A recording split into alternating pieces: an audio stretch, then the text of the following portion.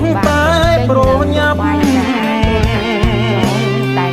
យានយន្តតូចធំប្រកាន់ឲ្យជាប់ត្រូវគោរពច្បាប់កុំឲ្យមានខុសសង្ឃាឥឡូវត្រូវបងលើកផ្លូវច្រើនណាស់ខ្ញុំសូមប្រកាសសូមជួយសំដង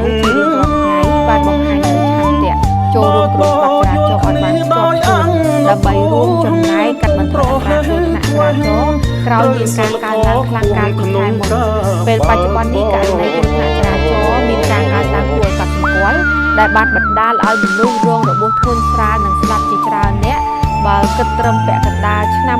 2026នេះយោងតាមការប្រកាសព័ត៌មានរបស់ក្រសួងមហាផ្ទៃនៅក្នុងរយៈពេលពេញមួយខែ